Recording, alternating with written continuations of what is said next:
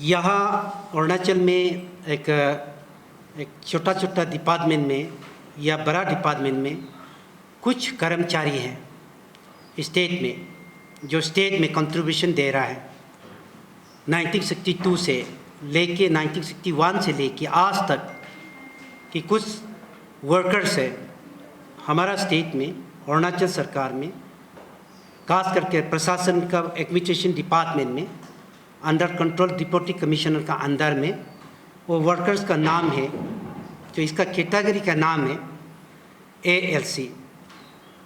ALC का ये meaning है कि एजेंसी लेबर कॉर्प। तब एजेंसी लेबर कॉर्प जो हैं ड्यूरिंग नेफा सिस्टम, जब नेफा गवर्नमेंट था मेघालय में नॉर्थ ईस्ट का, उसी से लेके आज तक ALC अरुणाचल में अंडर डिप्टी कलेक्टर यानी कि डिप्टी कमिश्नर के अंदर, एडिशनल डिप्टी कमिश्नर के अंदर और सर्कल ऑफिसर, जहाँ जहाँ में सर्कल है, CO पोस्ट है, वहाँ में LC लोग काम करता है। हम लोग से जन्म होने से पहले 1962 से आज तक ALC लोग अरुणाचल में कंट्रीब्यूशन कर रहा है स्टेट के लिए। तो यहाँ कुछ लास्ट 2022 में गवर्नमेंट से एक ऑर्डर आया कि ALC को 45 इयर्स में रिटायरमेंट देना है, 45 इयर्स में रिटायरमेंट देना है। नेफा समय में वो लोग का ऐसे एक रूल बनाया गया था कि 45 इयर्स 40 में उसको रिटायरमेंट देना है, वॉलंटियरली रिटायरमेंट देना है, कुछ लामसाम दे के। लेकिन यहाँ में ऐसा है, जो लोग 1962 से जो लोग LC था, वो लोग काफ़ी लोग मर चुका है, बुढ़ापा हो गया, ओल्ड हो गया। वो लोग का बदली में वो लोग का गाइडलाइन में ये है कि अगर कोई ओल्ड हो के अगर छोड़ता है ALC का, उसमें से उसका daughter इन लोग को भी दे सकता है, उसका बदली में अपने बच्चा को दे सकता है, अपना बेटी को, लड़का लड़की को, दोनों को दे सकता है, और उसका वाइफ को भी दे सकता है एज पार होने के बाद। लेकिन इसी किस्म से रिलेटेड में गवर्नमेंट ने, डिप्टी कमिश्नर ने बहुत लोगों को अपना परिवार को डाला है। तो उसके बाद अभी ऐसे हो रहा है कि 45 इयर्स में जो रिटायरमेंट दे रहा है, तो कोई 45 इयर्स में तो जवान है, 50 kg 100 kg को भी उठाने वाला LC भाई लोग हैं। लड़की तो नहीं होता है, लड़का लोग ही होता है। तो अभी उसको 45 इयर्स में बाय फोर्स डिपार्टमेंट का तरफ से ऑर्डर आया कि LC लोग को रिटायरमेंट देना है, टर्मिनेशन यानी कि। तो उसमें टर्मिनेशन होने से पहले उसका बहुत मेडिकल एग्जामिन करना है कि उसका एज फैक्टर में, इसके लिए एक कमिटी बनाता है। ये LC 20 kg चावल बुक पाएगा ना नहीं। तो LC का काम है, एक समय ऐसा था यहाँ में कम्युनिकेशन नहीं था, ट्रांसपोर्टेशन नहीं था, LC लोग दूसरे जगह में लोड बुक के पहुँचा देता है। उस समय में पोस्टल डिपार्टमेंट में जितना जो दागराना है, इनबला में जो लेटर भेजता है, वो एक दूसरे सर्कल में LC लोग लेटर को पहुंचाता है, इसलिए उसी को बोलता है दागराना। तो LC लोग का कारण आज देश में हमारा खास करके नॉर्थ ईस्ट में बहुत पोस्टल डिपार्टमेंट को, जहाँ पे हमको कम्युनिकेशन जहाँ नहीं मिलता था, तो कम्युनिकेशन LC लोग का थ्रू ही हमारा अरुणाचल में बहुत सपोर्ट मिला है, और कंट्रीब्यूशन हमारा स्टेट में LC लोग का बहुत कंट्रीब्यूशन है। तो अभी हमारा जो डिमांड्स है, all Arunachal Pradesh workers union का जो डिमांड्स है, LC को जो लोग अभी टर्मिनेशन हुआ है, दापोरिजो में 19 से लेके आज तक 41 लेबर LC को टर्मिनेशन किया गया। कुछ लोग को कंपनसेशन मिला, कुछ लोग को नहीं मिला, यूनिफॉर्मली नहीं हो रहा है। रोइंग में दिबांग वैली डिस्ट्रिक्ट में 4 लोगों को टर्मिनेशन हुआ है। उसमें से सबसे सीनियर वाला जो 60 इयर्स हो गया, उसको गवर्नमेंट का तरफ से कंपनसेशन मिला है 4 लाख, दूसरे वाला को मिला है 2 लाख, दूसरे वाला को मिला है 1,50,000। तो ये यूनिफॉर्मली नहीं हो रहा है। इसलिए हम लोग का जो मांग है, एलसी को 60 इयर्स में उसको वॉलंटरी रिटायरमेंट देना है विथ पेंशन के साथ। देश में जो मजदूर का जो लॉ है उसको एलसी को भी लागू करना है। दूसरा पॉइंट जो है, अगर कोई अपना से वॉलंटरी वो एलसी लोग रिटायरमेंट जाना चाहता है कि वो उसको कंपनसेशन देके जा सकता है, लेकिन ज़बरदस्ती टर्मिनेशन करने से अरुणाचल में ऐसा कोई जगह नहीं है, कोई डिपार्टमेंट ऐसे कोई डिपार्टमेंट नहीं है कि आदमी को जो एम्प्लॉयज़ है कि 45 इयर्स में उसको रिटायरमेंट दे। All over world there is same law, same labour law. The LC जो है अंडर लेबर लॉ का अंदर आता है, इसलिए लेबर लॉ का अंदर में जो कैटेगरी आता है इसका हिसाब से 60 इयर्स में एलसी लोग को गवर्नमेंट रिकन्सिडरेशन रीथिंकिंग करना बहुत ही ज़रूरी है। एलसी कभी भी गलती नहीं करते हैं। मैं लास्ट ईयर में एक पाके केसिंग डिस्ट्रिक्ट में अभी 4 एलसी को टर्मिनेशन कर दिया। किसी का कोई कंपनसेशन नहीं मिला। एक डिप्टी कमिश्नर है, मैं नाम लेना नहीं चाहूँगा, 2022 के जून महीना में मैं डिप्टी कमिश्नर पाके केसंग का वहाँ एक एलसी का इशू लेके मिला था। डीसी साहब ने मुझे ये कहा कि आप एक एलसी के लिए सोनाम साहब आप क्या करने के लिए आता है। उसका पिताजी 1964 से एलसी में काम किया पाके केसंग में। हम इस कामिंग से बिलोंग करता हूँ। पाके केसंग काल परसों नया डिस्ट्रिक्ट खुला, इस कामिंग से मार्केट किया है।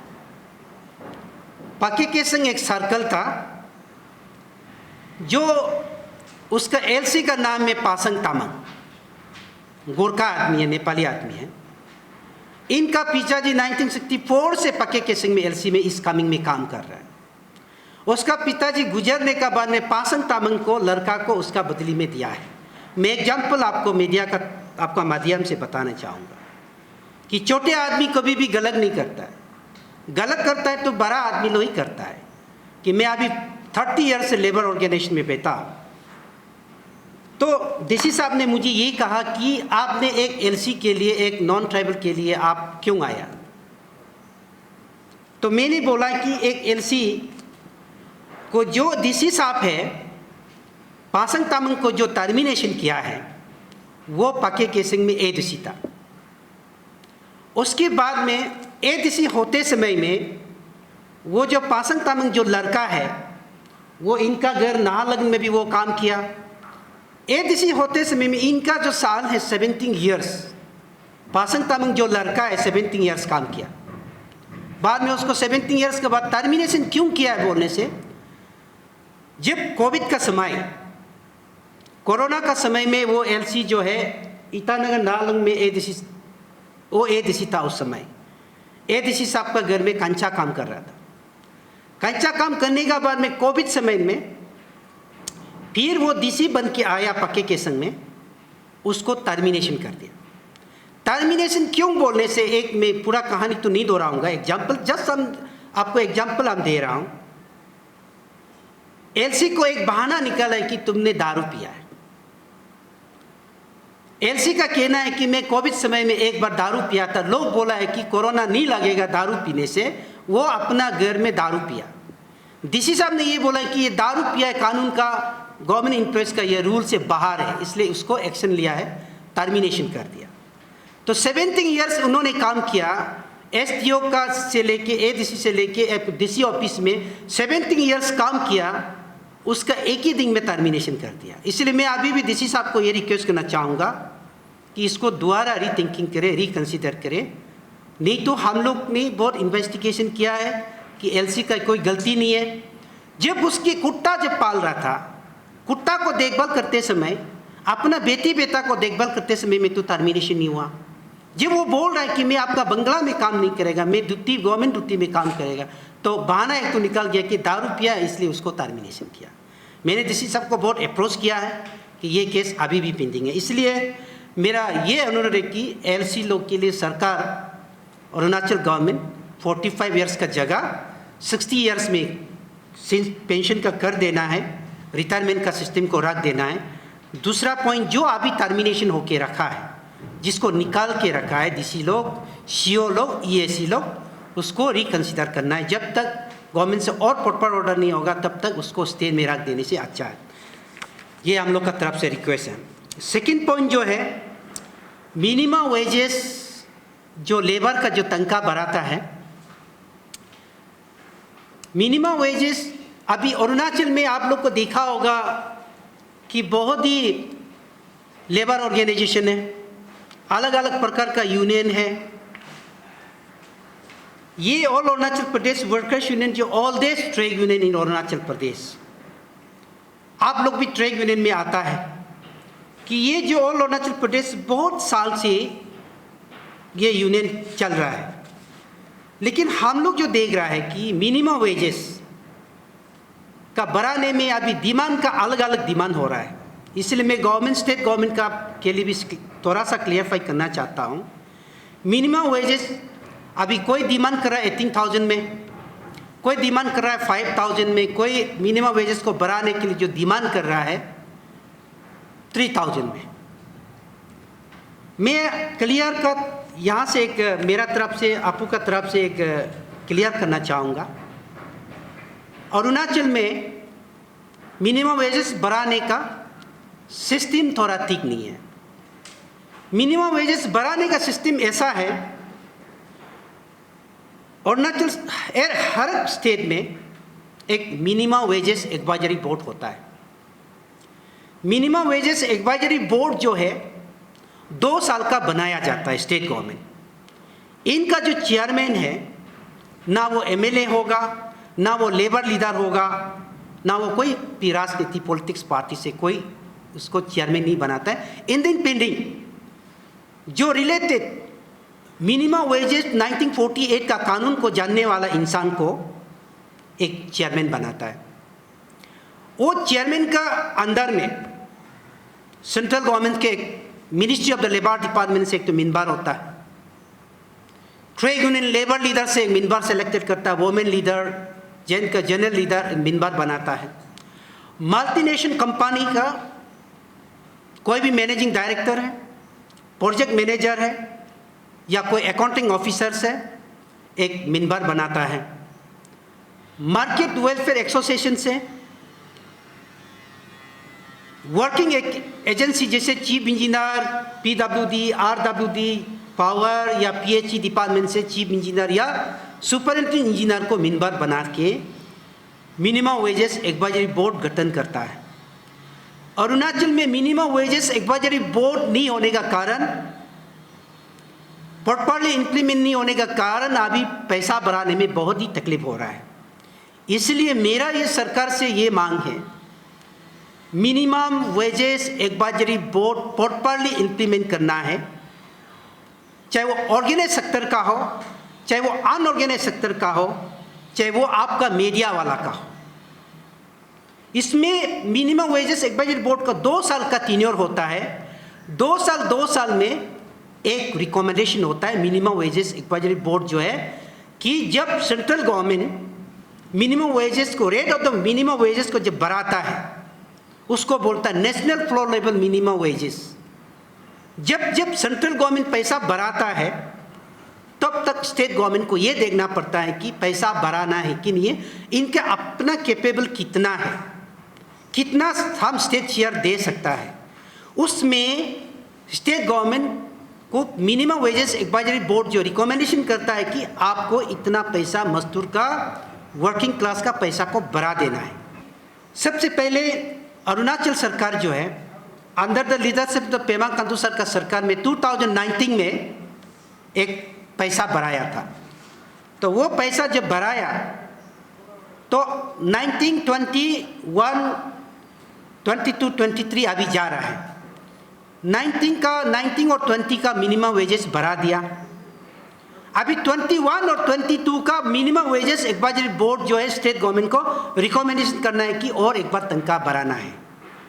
ये है सिस्टम। इसलिए सरकार को मेरा मांग ये है, हमारा ऑर्गेनाइजेशन से, सारा अरुणाचल के वर्किंग क्लास का ओर से, कि सरकार को ये अपील है कि आपको मिनिमम वेजेस बढ़ाने का समय आ गया है।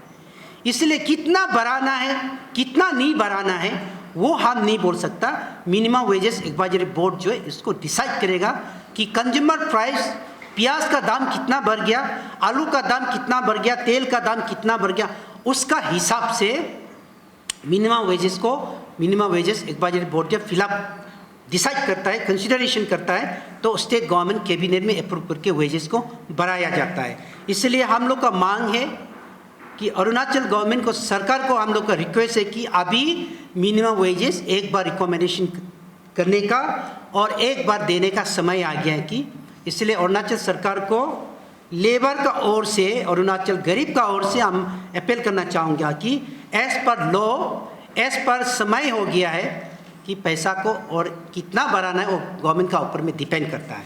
इसलिए मिनिमम वेजेस को और एक बार बढ़ा देने से ठीक है। मेरा लास्ट पॉइंट जो है, और 3 पॉइंट है मेरा, वोमेन ये लोग बोलेगा, मैं एक तो लास्ट मेरा तरफ से एक तो बोलना चाहता हूँ। Arunachal Pradesh building and other construction workers welfare board, ये बहुत इम्पोर्टेंट है, आपके लिए भी बहुत इम्पोर्टेंट है, और अरुणाचल का आने वाला जेनरेशन, पोर पीपल्स, किसान मजदूर के लिए बहुत लाइफ लाइन है। Arunachal Pradesh building other construction workers welfare board जो है सारा इंडिया में है। इसका कानून बनाया है पार्लियामेंट, राज्यसभा और लोकसभा दोनों हाउस ने उसको कानून को बनाया है। मेरा प्रेसिडेंट लीडरशिप में 1997 से हम लोगों ने स्टार्ट किया है। अरुणाचल में ऐसे कोई डिपार्टमेंट हो कि वर्कर्स का वेलफेयर के लिए हो। 97 में हम लोगों ने मूवमेंट किया है, अरुणाचल में building and other construction workers welfare board एक होना है। जबकि असम हो चुका है, मेघालय हो चुका है, नागालैंड हो चुका है, ऑल इंडिया में लेबर वेलफेयर बोर्ड हो चुका है, अरुणाचल में क्यों नहीं? मैंने अपन साहब का साथ में काम किया, मती साहब का साथ में काम किया, तोकी साहब का साथ काम किया, पॉल साहब का साथ काम किया, सब बोर्ड सीएम का साथ में काम किया। लास्ट में आफ्टर 10-15 ईयर्स के बाद Arunachal Pradesh building and other construction workers welfare board यहाँ में गठन किया। फर्स्ट चेयरमैन हमारा पादरी चौ साहब जीरो का है, वो एमएलए था, वो चेयरमैन रहा। पादरी चौ चेयरमैन खत्म होने के बाद में हम चेयरमैन रहा 3 इयर्स, फिर कंटिन्यू हमने चेयरमैन रहा। उसका बाद फिर न्यामर करबक साहब अभी जो एमएलए वो चेयरमैन रहा। उसका बाद कमर वाई साहब अभी फॉर्मर होम मिनिस्टर है वो चेयरमैन रहा। उसका बाद में फिर हम चेयरमैन वापस आया। उसका बाद अभी हमारा दापोरी जो तालिया का एमएलए न्यातो दोकम साहब चेयरमैन रहा। लेकिन मैंने जो देख रहा है, काफ़ी कुछ साल से मैंने देख रहा है कि हम लोग इतना चेयरमैन बैठने के बाद में बोर्ड को बदला नहीं है। बोर्ड एक ही रास्ता में जा रहा है, कहीं गलत हिस्सा में जा रहा है ना खराब जा रहा है वो हम नहीं बोलेगा। लेकिन लेबर वेलफेयर बोर्ड में, building other construction workers welfare board में 1% लेबर सेस कलेक्शन करता है। 1% लेबर सेस कलेक्शन जो है एक प्रोजेक्ट से, अगर 1000 करोड़ का होने से भी एक प्रोजेक्ट से 1% लेबर सेस 1% पैसा कलेक्शन करके लेबर वेलफेयर बोर्ड में डिपॉजिट करता है। 5 लाख का काम करो, 2 लाख का काम करो, 3 लाख का काम करो, वो पैसा लेबर वेलफेयर बोर्ड में डिपॉजिट करता है। वो लेबर वेलफेयर बोर्ड का जो पैसा है, लेबर को घर बनाने के लिए पैसा देना है, नंबर 1। नंबर 2, जो लेबर लोग का जो इंस्ट्रूमेंट्स यानी कि बिल्डिंग बनाने में टूल्स वगैरह, जो मार्तन वगैरह, आरा वगैरह, उसको देने के लिए पैसा रखता है, जो कानून बनाया गया। उसका बाद बच्चा लोग का एजुकेशन, कॉलेज पढ़ने वाला, एमबीबीएस करने वाला, क्लास 10, 12, कहाँ में बच्चा लोग, लेबर लोग का बच्चा लोग को पढ़ाई कर रहा है, उसको पैसा देने के लिए। बच्चा लोग को एक्सीडेंट में पैसा देने के लिए, हर लेबर का बच्चा को बेनिफिट देने के लिए ये बोर्ड जो है बनाया गया है। लेकिन अभी जो बोर्ड जो है हम लोग का अरुणाचल का जो लेबर वेलफेयर बोर्ड जो है, यहाँ में दो बेनिफिट है। एक बेनिफिट है स्टैट्यूटरी बेनिफिट, एक जो नॉन स्टैट्यूटरी बेनिफिट, यानी कि जो स्कीम में जो नहीं है हम उसको दे नहीं सकता। जो लोग बेनिफिट जो एक्ट का अंदर में जो बनाया गया है उसको हम लोग को देना है। इसलिए हम लोग सरकार को एक तो मेमोरेंडम दिया है कि जो मैं शॉर्टकट में बोलना चाहता हूँ कि नॉन स्टैट्यूटरी बेनिफिट को बंद करना है, क्लियर कट। अगर नॉन स्टैट्यूटरी बेनिफिट को बंद नहीं करेगा, लेबर वेलफेयर बोर्ड में करप्शन से करप्शन ही चलते जाएगा। कोई भी एमएलए आओ या कोई भी चेयरमैन आओ, वो गलत रास्ता में चलते रहेगा। इसलिए हम लोग सरकार को मांग है, as per honourable supreme court of India का भी मना किया है, कंटेम्प्ट ऑफ कोर्ट भी हो चुका है कि नॉन स्टैट्यूटरी बेनिफिट को नहीं देना है, कि जो रूल में है, जो एक्ट का अंदर में है उसी को ही सिर्फ देना है। इसलिए कि हम लोग गवर्नमेंट को ये रिक्वेस्ट करता हूँ कि खास करके लर्नेड चीफ सेक्रेटरी को कि ये रिक्वेस्ट करना चाहूँगा कि नॉन स्टैट्यूटरी बेनिफिट को बोर्ड में जो हो रहा है उसको बंद कर देने से ठीक है। अगर इसको बंद नहीं करेगा, अगर गलत दिशा में हम लोग चलते रहेगा, हो सकता है एक दिन ये बोर्ड जो है क्लैप्स हो जाएगा। अगर क्लैप्स हो जाएगा तो वर्कर्स का वेलफेयर बंद हो जाएगा। इसलिए नॉन स्टैट्यूटरी बेनिफिट को जो अभी दे रहा है उसको बंद करना है, और जो स्टैट्यूटरी बेनिफिट है, जो लीगली जो आपको हाउसिंग लोन देना है, मेडिकल ग्राउंड में देना, मेटर्निटी पर महिला लोग के लिए देना है, जो जो बेनिफिट जो रूल में लिखा हुआ है उसको देना है। ये इसलिए हम लोग को सरकार को ये अपील है। ये जब 6 CPC से पहले जो थर्ड ग्रेड जो है 10 पास वाला लोग को थर्ड ग्रेड में दिया गया था नौकरी। जब LDC लोग था सेम था थर्ड ग्रेड। जो भी हर प्रकार का हर डिपार्टमेंट का वर्कर्स होने से भी, जो भी वायरमैन होने से भी, लाइनमैन होने से भी, ऑपरेटर होने से भी, जो भी होने प्रिंटर होने से भी, मेसन होने से भी, जिसका जो 10 क्वालिफाइड है 10 पास है उसको थर्ड ग्रेड में दिया गया था, फोर्थ ग्रेड नहीं था। तो उसमें जो है 6 CPC में हम लोग ठीक था, सेम था। जब 7 CPC आ गया तो इसमें LDC लोग अपना लोग ये करके ये गवर्नमेंट को बात किया है ना, क्या डिपार्टमेंट को बात किया है ना, कैसा किया क्या किया है डिपार्टमेंट लोग, गवर्नमेंट लोग इसको क्या इनिशिएटिव क्या स्टेप लेके किया है, इन लोग को 24 ग्रेड में दे दिया। तो जो सेम ग्रेड था, जो सेम ग्रेड 19 ग्रेड था, 19 ग्रेड वाला 24 में आ गया। तो अभी जो है 19 ग्रेड जो सेम जो ग्रेड वाला अभी तक 19 में बैठा हुआ है। और जो मतलब अभी ड्राइवर लोग जितना भी 19 ग्रेड में था वो लोग भी सेम ग्रेड में 24 में अपग्रेड हो गया। अभी जैसे कि ये इसको कंफ्यूज नहीं होना है, ये जो जिसका जो है मेट होने से भी, जो WY होने से भी, और प्रिंटर होने से भी, इलेक्ट्रिशियन होने से भी, वायरमैन होने से भी, ऑपरेटर होने से भी, और लाइनमैन होने से भी, और जो मीटर रीडर होने से भी, जितना भी जिसका 19 है, 19 ग्रेड है उसको 24 करना है। जिसका 19 नहीं है उसको पूरा मतलब दो वर्कर्स होने से भी, जितना भी लाइनमैन वायरमैन होने से भी उसको आप 24 ग्रेड बना दो बोल के हम लोग नहीं बोल रहे हैं। जबकि मतलब पहले जो 6 CPC 7 CPC लागू नहीं होते समय में जब सेम ग्रेड था 19 ग्रेड था, उसको वो सभी को 19 ग्रेड को 24 ग्रेड में कर दो बोल के हम लोग ये गवर्नमेंट को मांग किया। 2016 से हम लोग मेमोरेंडम प्लेस किया, 2016 से हम लोग मांग करके आ रहे हैं। इसको अभी तक गवर्नमेंट ने डिसीजन नहीं ले रहा है। इसलिए हम जो आपको गवर्नमेंट को मैं अभी ये आपका माध्यम से हम रिक्वेस्ट करूँगा, तो इसको जैसे भी आप लोग देख दीजिए, इसको जैसे भी देख के आप लोग कुछ तो कार्रवाई कर दीजिए, इसको जैसे भी आप लोग करने के लिए कोशिश कीजिए। हम लोग 2016 का मांग को आप लोग नहीं करके 2006 CPC और 7 CPC में जो किया है इन लोग का जो बोल चाल को, इन लोग का जो डिमांड को मान के इन लोग 24 में किया है। तो हम लोग सब के लिए सब डिपार्टमेंट, यहाँ में वायरस डिपार्टमेंट का है, सब डिपार्टमेंट होने से भी, जितना भी WC होने से भी, जितना भी जो 19 ग्रेड को हम लोग सिर्फ बोला है, तो हम लोग 18 जो जितना भी ग्रेड को 13 ग्रेड 18 ग्रेड को हम लोग नहीं बोल रहे हैं, सिर्फ एक्सेप्ट उस समय में 19 ग्रेड था, एक साथ था, सेम था, उसको 24 किया है, इसलिए इसको भी 24 करो बोल के हम लोग वही डिमांड है। इसलिए उसको गवर्नमेंट जो है कंफ्यूज नहीं होना है, हम लोग 19 का जो ग्रेड सेम था उसको 24 में कर दो बोल के हम लोग का डिमांड है। इसलिए ये डिमांड को जैसे भी आप लोग देख दीजिए, कर दीजिए, और करेगा बोल के भी आप लोग को आशा रखता है।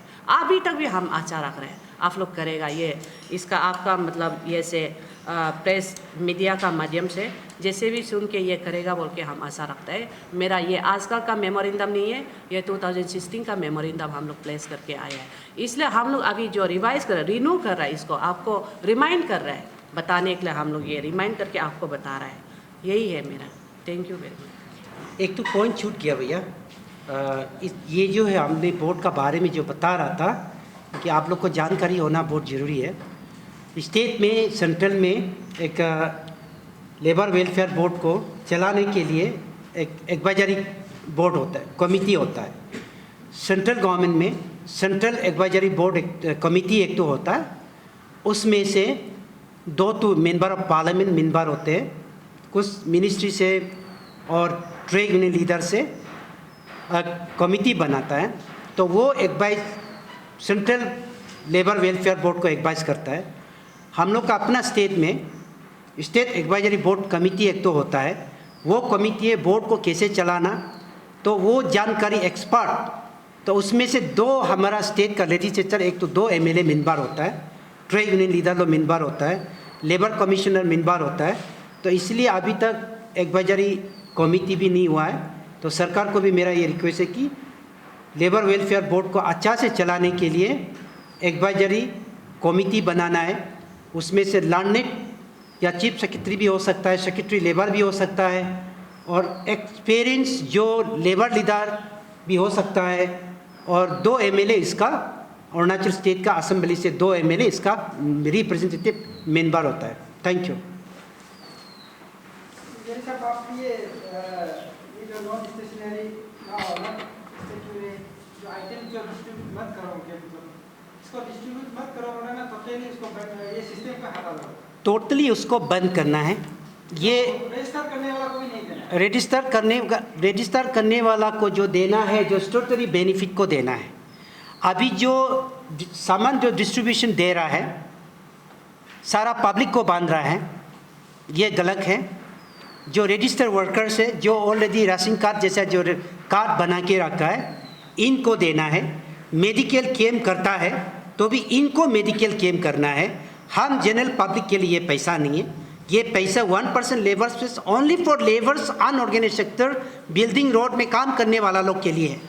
लेकिन मेरा चेयरमैनशिप में मेरा एक हम लोग का ये दिखाई दिया है कि अरुणाचल में, मैं आपको क्वेश्चन को जवाब देना चाहूँगा कि इसलिए प्रॉब्लम है कि हमारा यहाँ पे अनऑर्गेनाइज्ड सेक्टर वर्कर्स तो है ही नहीं। हमारा जीरो में आप देखिए, कोई पत्थर तलने वाला लड़का लड़की तो है ही नहीं। इस कमिंग में देखिए, कोई काम करने वाला है ही नहीं। जो लोग PHE में पावर में तोड़ा मोड़ा काम करता है, लेकिन जो डेली वेजेस तो काम करने वाला तो हमारा लोग नहीं है।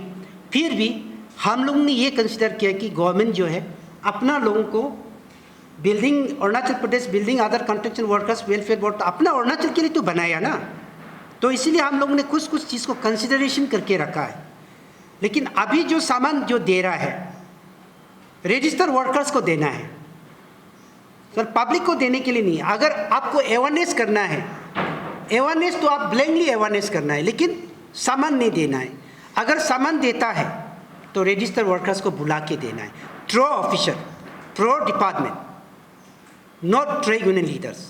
अभी जो दे रहा है ट्रेड यूनियन लेबर लीडर का नाम से कोई लेबर लीडर लेके, मेरा समय में मैं बोलना तो नहीं चाहूँगा, कुछ लेबर लीडर लोग हमसे सामान लेके दुकान में बिक्री किया, ये तो गलत हो गया, मैं भी गलत हो गया। तो बोला कि सर लेबर लोग को सामान देगा, रिसीव लेके गया, रास्ता में बिक्री कर दिया, ब्लैंकेट को बिक्री कर दिया। इसलिए मैंने लास्ट 2020 को, बिफोर मेरा चेयरमैन एक्सपायर होने से पहले, मैंने पेमा खांडू सर को ये बात बताया है, ब्लैंकेट में मान लीजिए कि 10 करोड़, अगर ब्लैंकेट हम लेते रहेगा 10 करोड़ में कोई बोलेगा आपको हम 2 करोड़ दे देगा, अब 9 करोड़ का 8 करोड़ का ब्लैंकेट दे दो, वो तो करप्शन हो जाएगा ना। इसलिए मैंने सीएम सर को बोला है कि सर ये नॉन स्टैट्यूटरी बेनिफिट में जाएगा तो लेबर का पैसा मिसयूज होगा। इसलिए मैं चेयरमैन जाते जाते मेरा डेट एक्सपायर होते होते मैंने उसको बोर्ड मीटिंग में पास किया था, नॉन स्टैट्यूटरी बेनिफिट को बंद करना है। तो बंद करने के बाद में मेरे सीएम साहब को लिखा, मतलब आप टोटली बंद करना चाहता है ना, सिर्फ जो नॉन स्टैट्यूटरी बेनिफिट जो एक्ट में नहीं है, जो रूल का अंदर में नहीं है, उसको बंद करना है, टोटली बंद करना है, क्लैप्स करना है। ये मेरा मांग है। हम कल सुप्रीम कोर्ट में भी वही बोलेगा, मिनिस्ट्री ऑफ लेबर डिपार्टमेंट, क्योंकि हम फार्मर चेयरमैन से नथिंग, चेयरमैन बनना कोई बड़ा आदमी नहीं, बीइंग ए लेबर लीडर कोई गलत हो रहा है तो फ्यूचर में प्रॉब्लम आ सकता है। हम तो मर जाएगा, लेकिन हमारा अरुणाचल में काल में 3 करोड़ पॉपुलेशन होगा, उसमें से कम 2.5 करोड़ तो वर्कर्स होगा ना। इनके लिए हम सोच के काम करना है। इसलिए क्लियर कट जो नॉन स्टैट्यूटरी बेनिफिट जो को बंद करना है। एक्चुअली फिर आपका आता ही नहीं लेबर, जैसे कि किसी का स्किल हो और ये जो नॉन स्किल वाला। नहीं, ये जो है स्किल जो अन स्किल वाला वो कॉन्टीजेंसी लोग का है, लेबर लोग का है। और ये हम लोग का जो है, हम जो ये बोल रहे workers हैं, ये वर्कर्स का है। वर्कर्स का जो है थर्ड ग्रेड बोलता है ना इसको। थर्ड ग्रेड वाला को पहले जो है क्लास 10 का सर्टिफिकेट मांगता था, 10 जो पास हुआ है थर्ड ग्रेड देता है, और 10 जो पास नहीं किया उसको फोर्थ ग्रेड में रखा जाता है। इसलिए जिसका मतलब जब अपॉइंटमेंट का समय में सेम मतलब थर्ड ग्रेड में अपॉइंटमेंट करके थर्ड ग्रेड में जो हुआ था फैसिलिटी सब कुछ सेम था, तो उसको 6 CPC में टिकता सेम था, 7 CPC में पूरा ये लोग 24 ग्रेड में हो गया। इसलिए 19 का 19 में रह गया ना। थर्ड ग्रेड मतलब पहले 19 ग्रेड था, तो अभी जो है 24 ग्रेड आ गया। इन लोग 19 से 24 ग्रेड आ गया, वो सेम वाला लोग अभी 19 में रह गया। लेकिन अभी जो है LDC लोग करने का बाद ड्राइवर लोग किया, ड्राइवर करने का बाद कंप्यूटर ऑपरेटर लोग किया।